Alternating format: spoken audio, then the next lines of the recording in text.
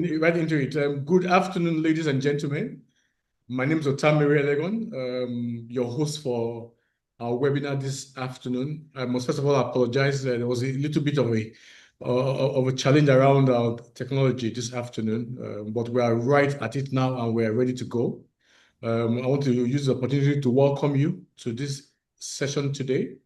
It's a monthly event that we have. It's built for the purpose of having companies that are great workplaces share insights with our audience around the reasons why their company is a great place to work. And so this afternoon we have distinguished presence of Mrs. Omorinsola Sofola on the call. She is the medical head of the Human Resources Director for African Medical Center for Excellence in Abuja.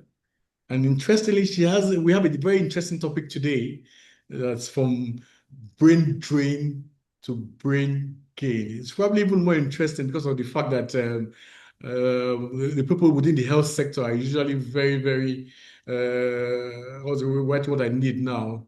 They make full use of their sensory organs around to ensure they're able to deliver on the objectives that are critical.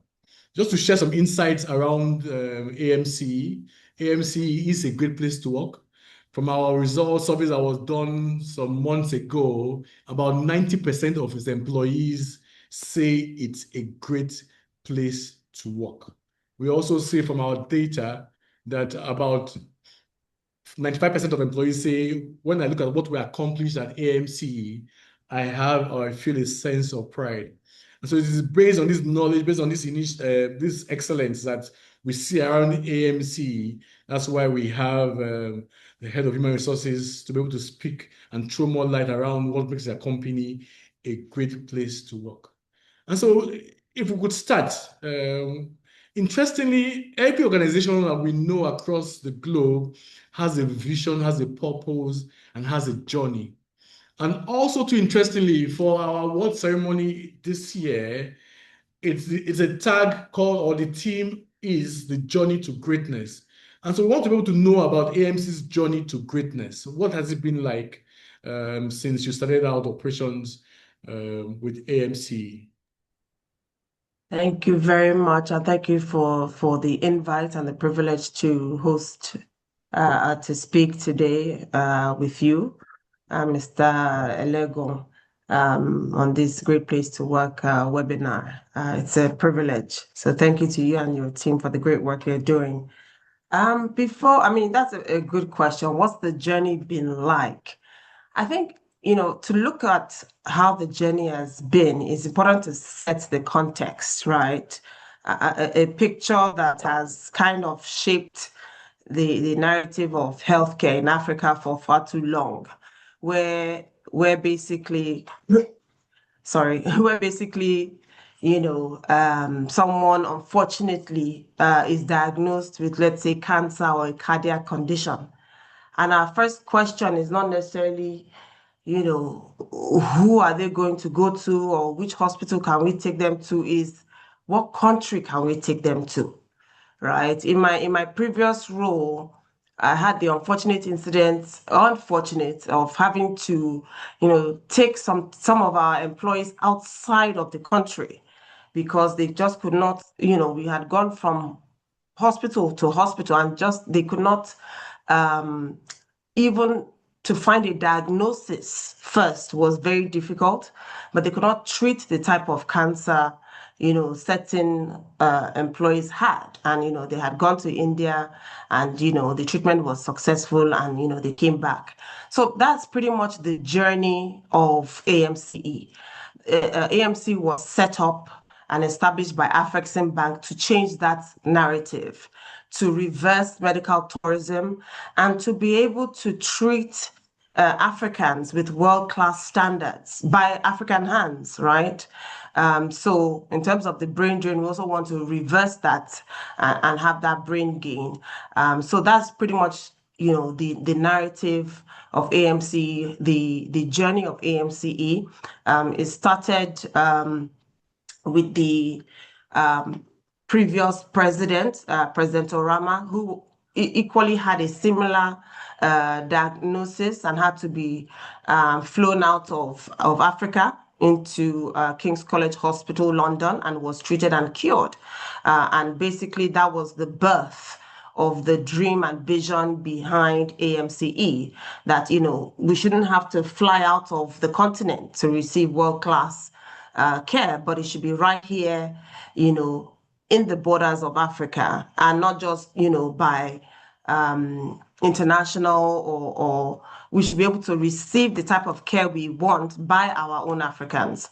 So once again, it's established by Afreximbank in partnership with King's College Hospital, London. So that's a little bit about the journey of AMCE and how we have been so far. We specialize in oncology, hematology, cardiovascular services, and also general medical and surgical services. So it's a highly specialized hospital, also backed by research and technology. So, a lot of the reason why people say they want to go outside or abroad, especially our clinicians, is because they want that environment where they know that they're going to be at the top of their game, from the experience and technology that they're exposed to. So they have that right here, in Nigeria and Africa. Thank you. Yeah.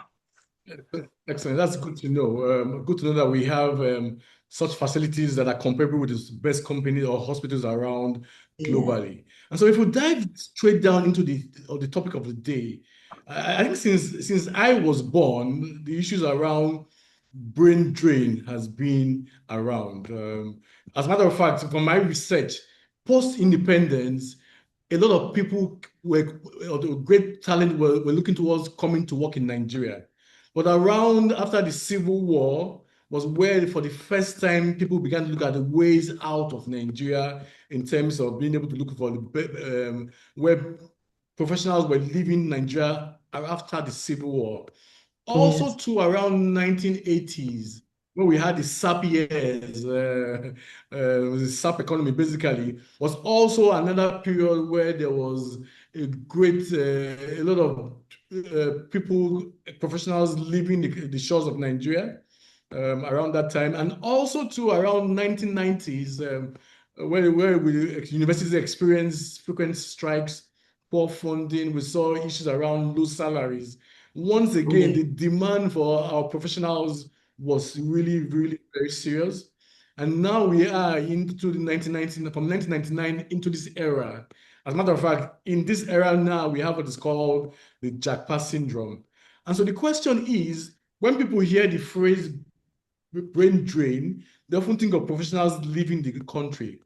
From your own perspective, what would that be? What's the real problems we should be talking about? Yeah, I mean, just like you rightly said, it's been an evolution, right? And I like the way you've built up the story from the previous generations. I'm actually a result of JAPA, right? I spent I spent about 20 years of my education and work experience in the United States. We relocate my family. My dad pioneered IVF in Black Africa, right? So my sister was supposed to go to Unilag, but Unilag was on strike. So my parents, they took they have three daughters, and they moved us to the States, and we returned back 20 years later, right? So he also developed his practice. But eventually, we had a nice house, we had a nice life in Chicago, Illinois. But in the middle of snow, 20 inches snow, you will see my dad with gray hair, shoveling the snow. And we had to say, Dad, is this what you're going to do even when you are in your 80s? Is this really this is not home, right? So that is really, the evolution of the Japa. And eventually he moved back and started his practice again, and is one of, the well-known practices in Nigeria. So it's there's nothing wrong. Like I said, I'm a product of Japa because the experience is great. But I think what people need to understand is, we need to stop seeing living as a sacrifice. If the conversation we should be having is, why are people leaving? They're leaving because they probably have not seen the environment that will give them that sense of purpose, that sense of development, right? I mean, we cannot compete with salaries of the Gulf. You cannot pay a cardiac surgeon the salary of that of a cardiac surgeon in the United States. We can, even if you match the salary one day or match the building or the technology, is how is that operating environment that person is coming to? What is that sense of purpose that they're going to be having fulfillment with? I spoke to one of our healthcare workers that moved back, and in fact, I said, okay, so why did you choose to move back? I said, look, you can be a great physician amongst many here, amongst many in the West. But here you have a purpose where you are building the structure, you are building greatness, you are part of the story, not a footnote, in someone else's story. So that sense of purpose that you are building something great for your continent, um, for your for your people, I think is one that resonates with employees of AMCE. Because when you do see, unfortunately, the patients at some point, you are looking at someone that could be your mother, your daughter, your husband, your uncle. It's different, right? It sets that tone in terms of the level of care that you're going to give. And it's also important that those healthcare professionals also are cared for, right? Because nobody understands what they go through. I mean, just the mental demand that they have to hold somebody's hand and take care of that person at the worst point of their lives. They also need to reset, they also need to refresh, they also need to be cared for. So it's important that conversation of japa or brain drain, we have to look at why is it happening? How do we as employers, as organizations, beyond a shiny building, beyond, nice salaries, create that enabling environment for the employees to thrive? Because we always say that, employees spend more time at work than they do at home, right? You go to work, maybe you go to the gym, by the time you get home, it's already dark, especially if you live in Lagos. Anybody on the call from Lagos, you are in traffic for another 2 hours. So the environment that you are in every day, you have to go to, it should be an environment that is conducive. It should be an environment that is people are empowered to give their best, where they're able to develop, right? So it's very, very important that is the conversation of brain drain. Why is that happening? Do people have the right tools, the right equipment, the right technology, the right environment, the right team, the right managers that they can thrive in? Yeah, thank you. Excellent. I'm going to dwell further on this, but I just wanted to share a story. When you talk about how doctors hold people's hands, I remember as a young person who just was about to get into school, we went to do our IT somewhere. I couldn't stand the sight of blood, and I wanted to be a medical doctor. And so when I see what it takes to be a medical doctor, I want to be able to give them all the kudos and all the credit that they rightly deserve for what they have done or what they're doing. And so, with regards to healthcare, it's arguably the case of the fact that the healthcare industry is most affected around issues around JACPA. I want to run out some statistics that I found online as I was about to do this session. According to the Nigerian Association of Resident Doctors, about 18,000 doctors left Nigeria between 2005 and 2025. Nigeria currently has about 55,000 licensed doctors. And so in other words, in the last 20 years, about 34% of licensed doctors basically have left.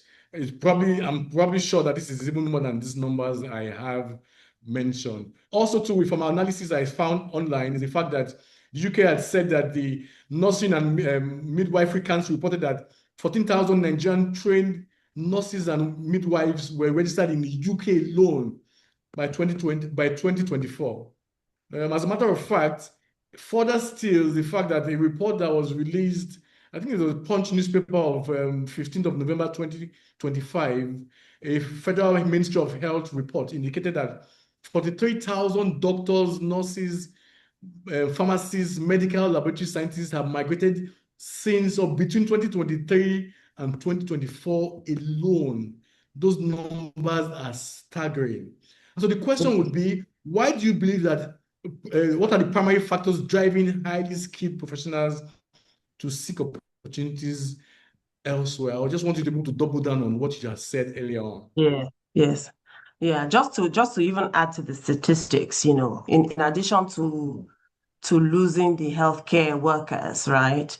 A recent statistic came out that Nigeria has 55,000 doctors. Let me say that again, 55,000 doctors left to treat a population of over 200 million, right? When you benchmark that to other Western statistics, Wow. it's a far cry, right? And coupled with the medical tourism, we lose about $6 billion annually in Africa to medical tourism, and I think there are about 2 billion in Nigeria alone. So this is a systematic problem where we're exporting our talent, and we're also exporting our patients, right? And that was the purpose of why AMC was built, to reverse that, so that people can receive the care right here in their own country and continent. Now, why is this happening? I want us to really think of ourselves, right? People don't leave organizations, they leave leaders, they leave managers. We have to be able to, look at the environment that we are creating and ensure that it's an environment that people can thrive in. Like I said, beyond a shiny building, beyond, technology, how does that person feel every day when they come to work? Every day when they wake up, are they drained? Are they drained to come to work, or do they feel, okay, this is a sense of purpose that I'm contributing, to my country, to my continent? Do they feel that they are empowered? Do they feel that, there is clarity in their role? Are there clear expectations, right? So how do we create that enabling environment? I was happy when you mentioned AMC is a certified great place to work, but the truth is that the journey has just begun. The journey has just begun, right? Sometimes we have to have those hard conversations with our employees, and just be bold enough to listen and say, okay, how can we address some of these issues, the ones that are within our control, right? Of course, everybody has a wish list. Human beings are naturally selfish. So everybody, they say when you have a great salary, that salary is only nice for 3 months and you want more, right? So employees will always have a wish list. But within what Hello? workable, or what Your is line is breaking up. realistic. Can you hear me now? Hello, Omorinsola.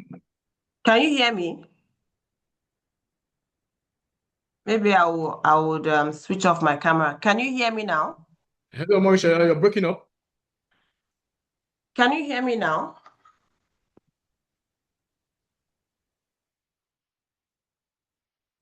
Hello?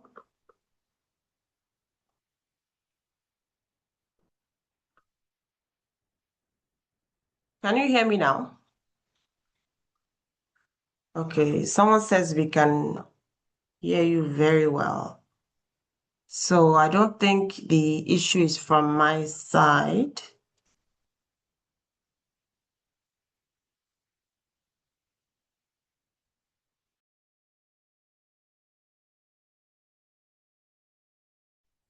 Okay. Good afternoon, everyone. We'll wait a little bit for Mr. Otagon to come back. I think he's having some technical problems. Thank you.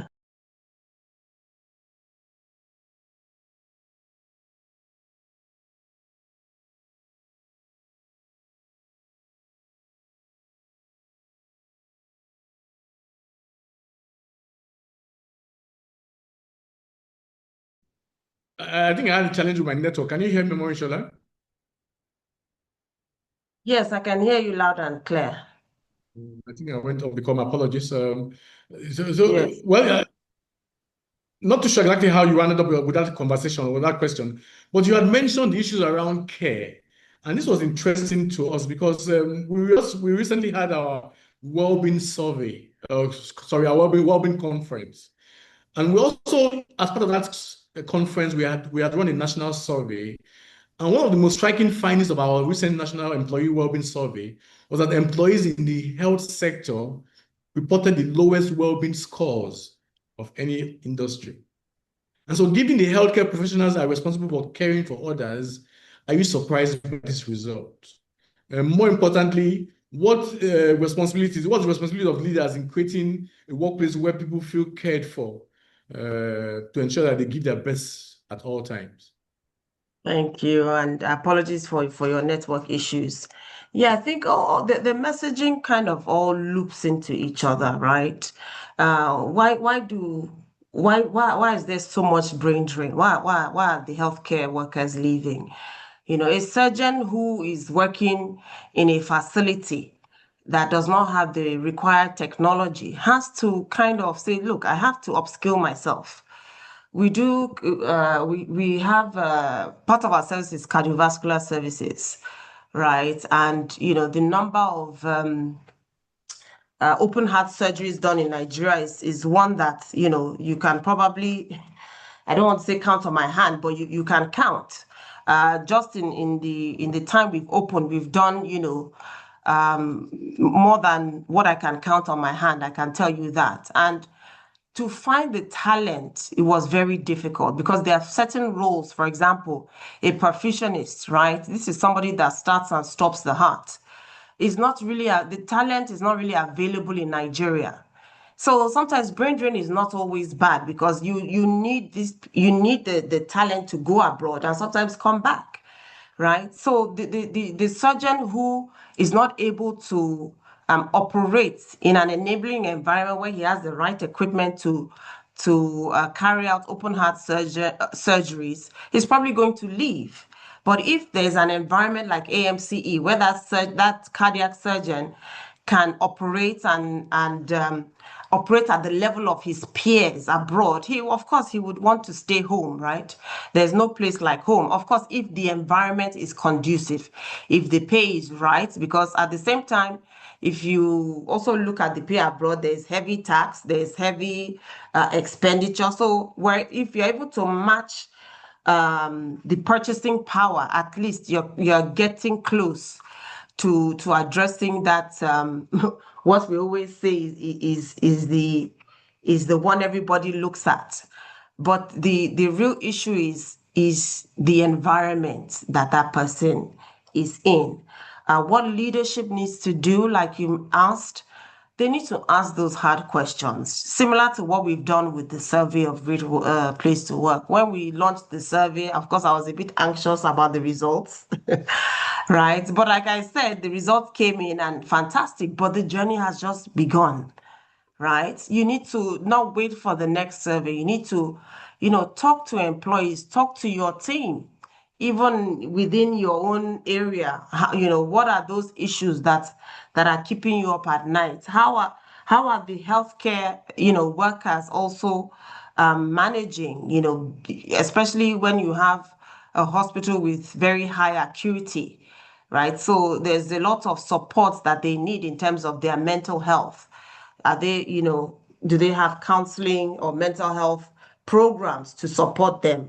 Do they have lifestyle programs to also support them? How are we also looking after them in terms of their benefits? So these are some of the things that are important, to employees and are essential that we provide here at AMCE and is very key. And having that sense of purpose, gone are the days where we want to say, oh, well, people also want to see that there's career progression. I forgot to mention that. Gone are the days where you say, okay, you wait your turn, and until you have gray hair, you're not going to move. We have to realize that in this workforce nowadays, you have up to 5 generations. So you cannot say, oh, because you are half my age, you cannot tell me what I have been doing for 20 years. That person that's, half your age is possibly going to tell you a better way of doing it, a more advanced way, a more technology-driven way of doing it. So it's important that, we understand the dynamics of the workforce. You have baby boomers in the workforce, you have millennials. Nowadays my son teaches me things. So we have to be open to learning and unlearning, and upskilling. So we have to also have a continuous learning environment. With our partnership with King's College Hospital, we are able to provide educational programs to our clinicians, observerships, structured fellowships that they can develop themselves. We have a robust learning program as well for non-clinicians, so that they also don't feel left out. Of course, it takes a team, to support. So even the cleaner who is cleaning the cath lab and the cardiac surgeon, they all know that their role is just as important in ensuring that, that patient is safe and is cared for. So it all boils down to really, the culture and the environment. They say culture eats strategy for breakfast, but also leadership eats culture for lunch. So those two are very key elements that have to be looked into. I like the idea around the cleaner. So, for instance, I'm a wealthy Nigerian, but the cleaner leaves some dirt in that hospital. That could go wrong, right? It could go wrong, or it's not properly, the equipment are not properly sterilized. So Yeah, even though that work seems like not really very serious, it really is very serious work. And absolutely. so I hear somebody in the audience saying to me, just me thinking, saying that maybe, well, I'm sure AMC pays very well, and so why wouldn't people want to work at AMC? What would you say to that? Yeah, just to before I get there, Is it only the salaries that would keep them at AMC? yeah, before I mention that, I know that's what everybody wants to hear. Before I talk about salaries, I really don't like talking about salaries. That's going back to the cleaner. We must know that, these are the things beyond salary, that everybody knows that their job is key, right? That cleaner that doesn't clean somewhere, the infection issues where the patient came in for one issue but is living with with an infection, right? So it's important that these standards are in place, and it's important that they even see their job of adhering to standard operating procedures as a training ground for them to build capabilities, that no job is too small. The story of JFK visiting NASA and asked the janitor, what's your role here? And the janitor said, my role here is to put a man on the moon. That is Hmm. everybody's job here, right? Yes. AMC's vision and mission. Our role is to make a decisive impact in non-communicable diseases across global Africa, right? So that sense of belonging, that sense of purpose is really, goes beyond salaries. But I know people are still asking about salaries. Like I mentioned, when you when you give somebody a salary, yeah, Mr. Elegon, that salary, most human, I'm a clinical psychologist in training. Mhm. Most people, so I understand human behavior, they'll be very happy with that salary when they get their offer, right? But the minute they come in and they hear other people's salary is this, that is more than theirs, I cannot earn what President Tinubu is earning, right? I cannot earn probably what my peers in maybe other bigger multilaterals are earning. So that salary is only going to make somebody, so excited for a period of time before they begin to say, oh, I want more. They say entitlement is the biggest killer of gratitude. So when we begin to, you know, be entitled, we begin to lose the gratitude we have. So I would rather not, say, okay, oh, do we pay well? We don't pay well. Of course, it's important that you benchmark yourself against the market and you pay well, because at the end of the day, people need enough to survive. They need, as they would say, I've come from a previous environment that was anyway, I've come from a previous environment where people will say, well, I don't have enough to take home. People want to have enough to take home, right? They need to be able to take care of their needs, their families, their children. So it's important that that pay element is considered. And hopefully the narrative of pay in healthcare is going to change. I mentioned earlier, my dad was is a medical doctor, right? Back in the days, the doctors were paid very well. We had a house in Louth. He had a car, he had this, but the seasons, like you mentioned, have evolved. And somehow, it's the bankers that are getting paid the nice salaries, not necessarily the healthcare workers. And that narrative needs to shift. And that is part of what AMC is doing to move the industry upward in terms of the compensation and benefits trajectory for healthcare professionals. Yeah. Excellent. Thank you very much. I have a few questions, one or two questions. While we open, I think at this juncture, we want to open up the room to questions. If you have any questions at this time, please, you can send to the chat room. But somebody had said, this is general HR here now. What is the problem or issue with human resources that does not give feedback after interviews, especially when the applicant feels he has performed very well or otherwise? This is just general now, before we get into the nitty-gritty around those questions. This question, interestingly, had come in even before the session. Somebody who found this very interesting session topic wanted to just get you. So I want your own opinions around this. Generally, is there a challenge around being able to get feedback around those issues? Yeah. What would you say around this? So What's best practice? I think that was probably a better question for it. thank you. I think a lot of times, sometimes even the interviewers are not trained on how to interview, right? They're not trained in terms of how do you ask behavioral based questions, right? Or are you asking leading questions? Are you asking open-ended questions? Yes, no. Oh, so how would you rate yourself on Excel?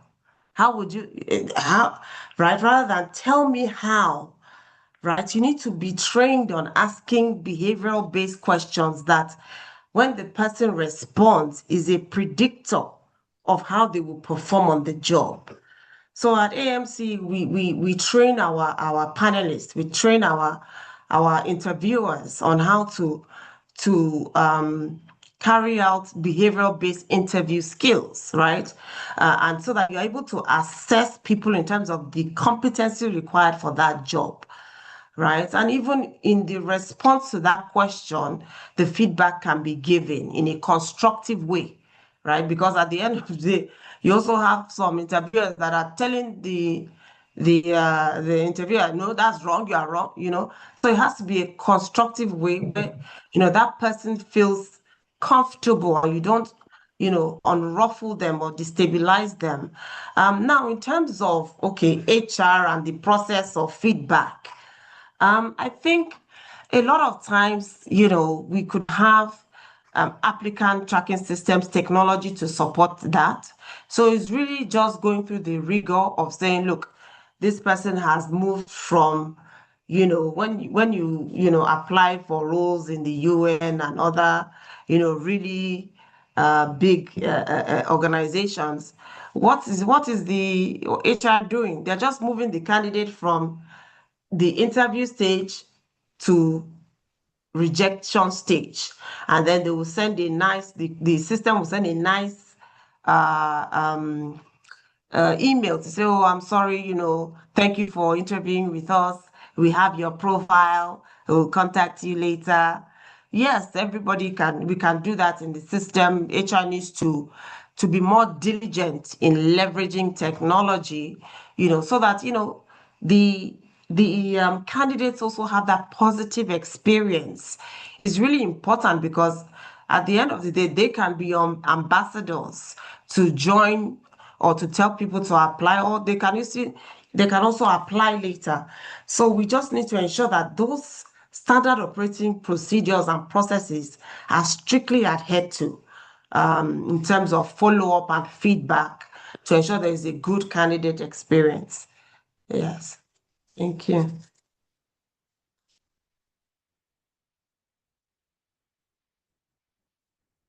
I think your bandwidth has gone off again. Maybe we'll switch off our cameras to support the network.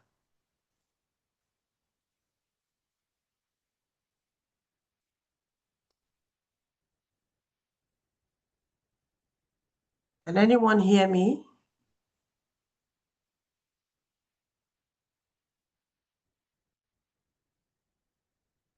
Okay.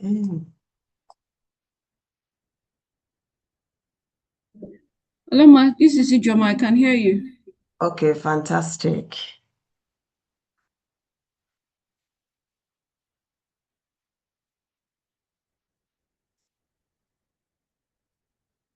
So we'll just wait a little bit. Thank you, everyone, for joining. Thank you for your patience. Maybe we can put questions in the chat so that when the country manager of Great Place to Work joins, he can pick up from there. Or George, do you want to? Yeah, apologies. You'll be back on. So we have a couple of questions. I'll be putting them up now. Yes. 1 minute. Let me camera.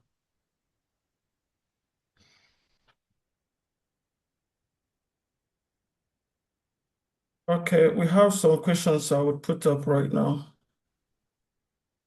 Fantastic.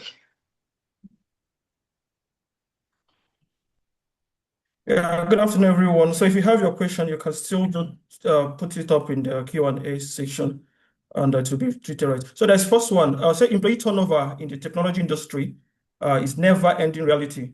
How can employers cope and keep teams intact apart from improving remuneration? What other strategies would make sense in the economic climate? Sorry, can you Did you take get that that, or again? should I repeat it? Can you take that again?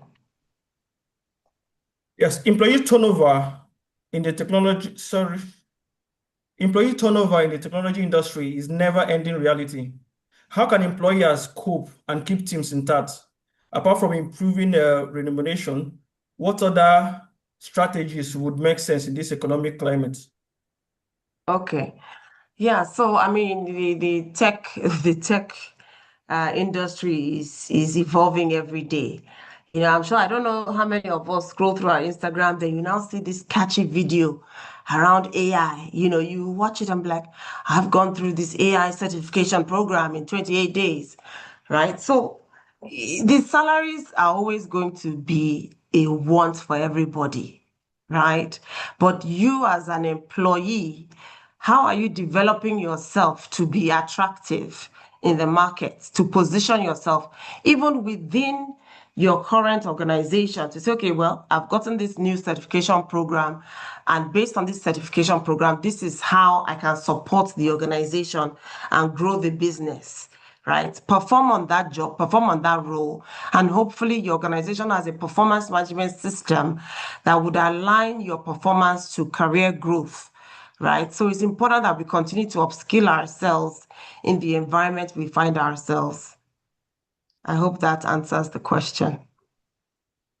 Thank you very much. I'm back on again. Well, I hope those who are in charge of technology have not all jackpot out of Nigeria because I've been battling with technology all day Yes. today. And there are even In any case, I'm back on. opportunities, organizations Sorry? like Andela, there are even opportunities where you can work remotely, right? Organizations like Andela, you have a lot of Nigerians that are working and they are deploying them to Silicon Valley to work remotely, right? So there are a lot of opportunities in the tech where they can even, support organizations and earn, multiple streams of income in that sector.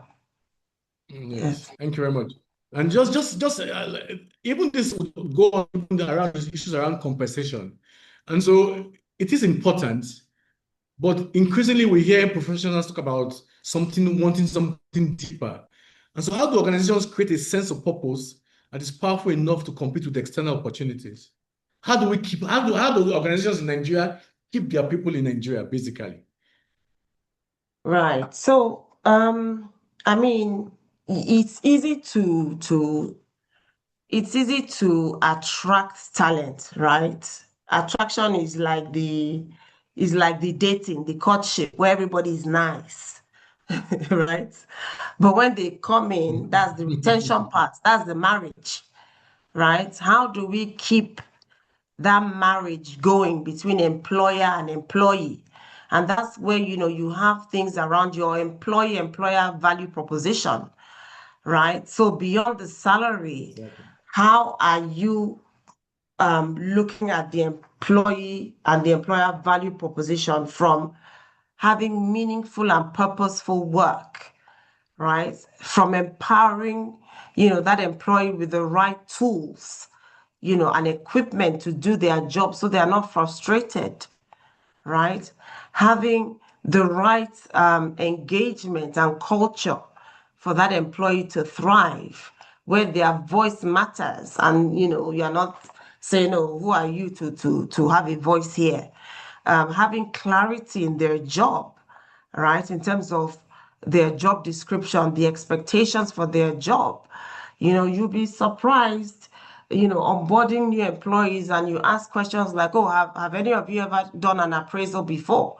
And some will say no. And you're like, what type of environment, can you work in? And there's no feedback.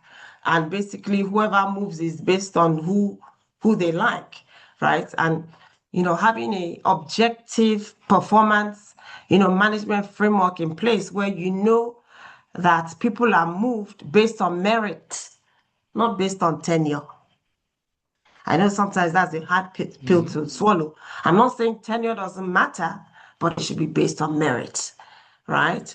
Having an environment where it's safe, there's psychological safety, where there is trust, where when a leader says X, they mean X, and there's integrity. Having a workplace where your values are not just, a frame on the wall. The walls. Well, but when you say respect, it actually means respect. When you say compassion or accountability, there's actually that. Having a workplace where a leader is able to say, actually, my bad, my mistake, you are right, I was wrong. Because to be honest with you, leaders can be tough. We want results.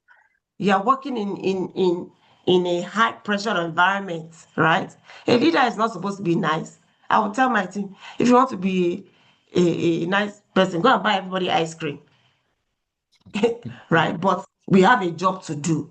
But it's how is that job done? Is there trust? Is there mutual respect? Right? You're having a bad day. Can you talk to me and say, I need to go home? Can I work from home? How are you flexible? How are you approachable?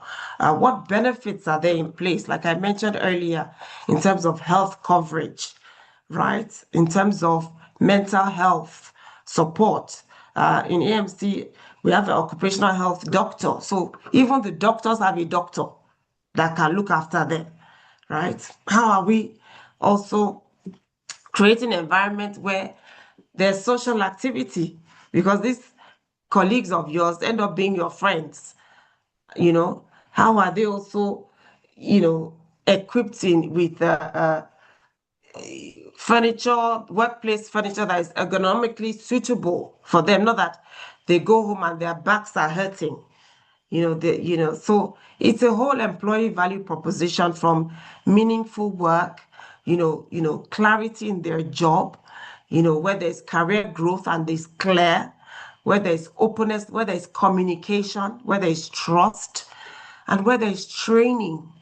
Where are they able to build their skills and be better than how they joined? Are they able to compete globally, right? I think for anybody, when you say, okay, I'm an HR manager or a finance manager or a cardiac surgeon, you want to compare yourself to your peers globally to say, in this environment I am, can I say I am being exposed to global best practices? That is very important. So in terms of the clinical protocols, being exposed to, King's College Hospital London or international best practice, or JCI standards, these are things that you want to boast about and be proud that you have been exposed to that in the operating environment, because it looks good for you in your CV. It looks good for you for your development. And also, it's very important that there's training of the leaders, because a lot of times leaders are promoted because of how well they do on their job, but not how well they lead others.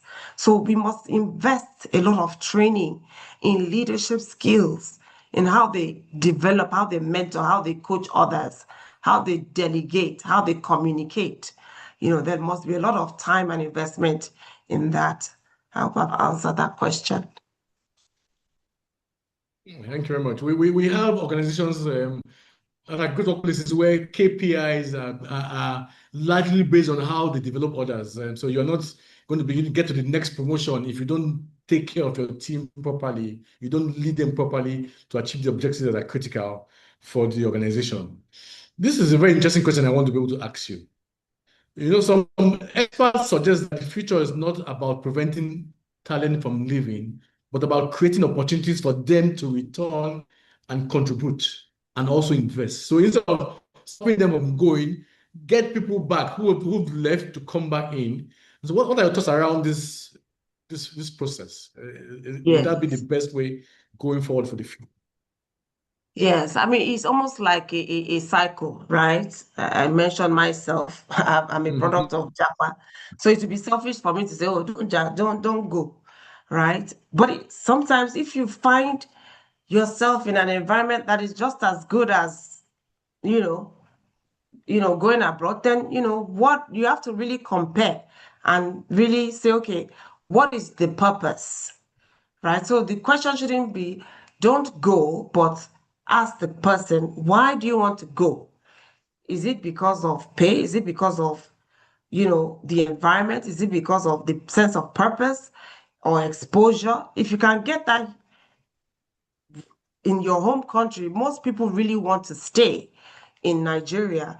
So it's important that we see it as a cyclical thing, where sometimes and you build that ecosystem.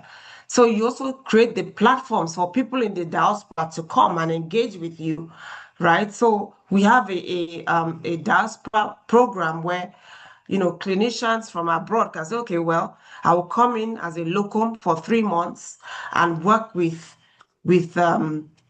AMCE as a locum and be able to contribute. Like I mentioned earlier, a surgeon may be one of many in America or in the States, but when they come here, they're able to make an impact to their country, to their continent, to their people. They're able to leave a legacy, right, in their continent. So I think that is a key element that we have to put in that equation of why would somebody want to come back. And it's an ecosystem. We have to just leave the door open. Somebody that goes back, or somebody that leaves today, there was a lady that said she was leaving because she was just enrolled in a cardiac program in China, right? So I congratulated her, and I said the door is always open, so it's an advanced training program, and it's something that we're going to benefit from. It's a 1 or 2 year program. When she comes back, we'll be more than glad to take her, because she has gone to upskill herself. She's also going to contribute here. It's also a lesson for us to say, okay, whatever she's learning there, we should also be able to have those similar programs. So it's a challenge for us to continue to evolve and make ourselves, a learning environment that people have those opportunities, to grow and develop themselves. And that the door is open for those in the diaspora to contribute as well when they have the opportunity, and we leverage their skills here with us in AMCE. So we have programs like that as well. Thank you very much. We have a few questions from the audience, and we have about 5 minutes to get that done. So one says, how do you balance gratitude for an opportunity with fair value exchange? If an employee accepted an offer in good faith, but later demonstrates greater value than originally anticipated, when does advocating for better compensation become appropriate? Very good question.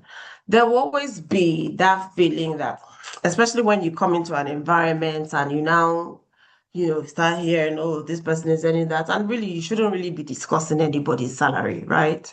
But there will always be that element that, when you compare yourself and other people, whether you know that you're outperforming, right? But then there's a time and a place. Like I said, it's important that organizations create a performance-driven environment. Is your organization one that there's a performance management framework in place? In AMC, we've implemented the balance scorecard, right?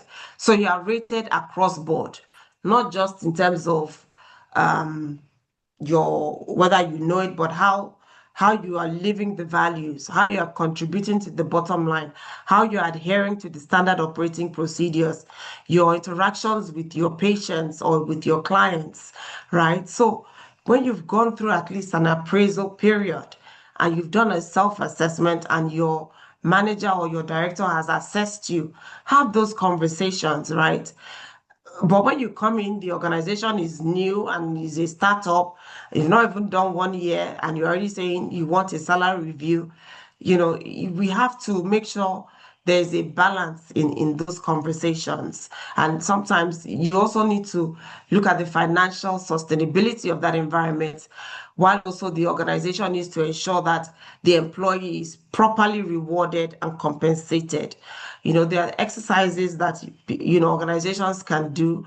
For example, a job evaluation to say, okay, this is what is required for the job in terms of the level of responsibility, the know-how, the authority level, and evaluate the job and say, okay, this is the basis of evaluating that job. And this is, the alignment with pay, and how this is positioned in the market. So the exercises HR can do to assess that.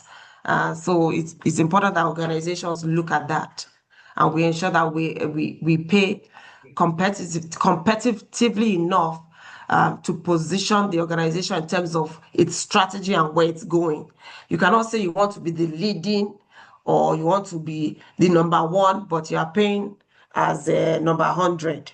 So they have to align. Your pay positioning has to align with your strategy positioning, right? And your pay also has to align with your performance management process. Thank you. There's another one from Dockers that says, what proactive measures can employer take to cultivate a culture of recognition and career longevity to effectively managing the brain drain trend? What proactive measures can employers take to cultivate a culture of recognition and career longevity to effectively manage this brain drain trend? Fantastic. I think a lot of times people want to leave. Number one, is it pay? Is it career growth? Is it environment? Is it the leader? People leave leaders, not organizations, right? So I've kind of mentioned these, key things. In terms of pay, number one, we have to, is an organization-wide conversation. The pay has to align with the organization's strategy and positioning, right? Are you what's the budget of the organization? Are you a startup? Are you one that has a legacy of 30, 50 years to leverage on? What's the budget? What's the size? What's the scale? So that's the pay issue. That is a strategic decision, but you must pay in alignment with your strategy and how you want to reward your people. Number two, in terms of the career progression, I've worked in one of the biggest global consulting firms in the world, Accenture, where it's up or out. You are moving every year. So that sense of I've been promoted is exciting to employees. But if you work in another organization, it may take you 3-4 years to move. But there should be clarity in terms of the structure, clarity in terms of the career progression and trajectory for your role or for your directorate or department or organization. And then in terms of, the values of the organization, we must, like I said, develop our leaders, spend time, even if it's executive coaching, even if it's having a robust training program for them to build those soft skills on how to manage people so that they're able to work and get the best out of people because, your team is there to help you, right? So if you are a manager or a leader that doesn't share or communicate information, you're only hurting yourself and eventually hurting the organization. So we need to build these skills. Sometimes they're called soft skills, but you cannot underestimate them because at the end of the day, they turn into hard figures. So thank you. We're about round up. I know we've reached the 1 hour mark, but there are two questions I want to be able to ask as we end this conversation this afternoon. And one would be, what is one action every CEO, business leader, or HR leader listening today can take immediately to make the organization a stronger magnet for talent? One action, just one action as we round up, one action you think that they can use to make their organization a stronger magnet for talent. Yeah. In as much as we give feedback, we have to be vulnerable. We have to be humble. We have to be open to also take feedback. It's hard. It's a hard pill to swallow. It's a hard pill to swallow, right? Because heavy is the head that wears the crown. So sometimes you are dishing it. Sometimes you be like, oh, what is my team saying about me? Right? You have to sometimes ask those hard questions and be vulnerable and open to take that feedback and work on that feedback. Even if you do it without anybody knowing that you are doing it, ask your team for feedback. Okay, so what area could I improve on? How is the mood of the team?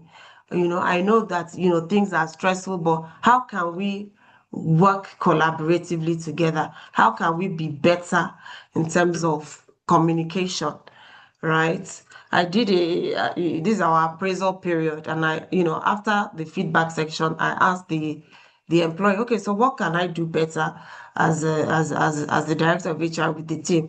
And she said, well, Maury, everything for you is urgent. No. In my mind, I'm thinking, well, everything is now. Everything is urgent, right? But I have to take that feedback and see how can I work on it? How can there be better time management? How can I also engage the team to say, okay, when do you think this will be ready for my review? Right. So we need to be vulnerable as leaders to ask those questions that we don't always like the answers to and work on it. Right. Look at yourself, look at the man in the mirror and try to work and build and develop yourself to be better. So that's one thing every leader, CEO, HR director should work on. Nobody knows it all. Nobody is perfect. Work on your areas of improvement and take feedback. Thank you. Excellent. There's that saying that the leader might not be the most intelligent person in the room. So being able to be vulnerable, being able to accept and take feedback. I know we have the African culture where it's me or the highway, but in 2026, as a global organization where you are competing with the best organizations globally, being able to take feedback and listen, all of those skills, being able to listen effectively would go a long way. Omorinsola, I want to be able to thank you. My apologies to all those who sent in questions, but we didn't have enough time to respond to them. I want to be able to appreciate you for taking out time from your schedule, and for you, Omorinsola, for your insights have been very, very helpful today. And hopefully, we've been able to showcase the reasons why companies like Great Workplaces are beyond pay. It's being able to create an enabling environment where employees feel welcome, where there's definitely a case around their well-being is well taken care of, where career growths are well defined, where opportunities for being themselves at work and giving their best to work is available. And most importantly, every job role is important. Yes. Thank you very much for this time. Do enjoy the Thank rest you of your very day. much. It's Thank been you. an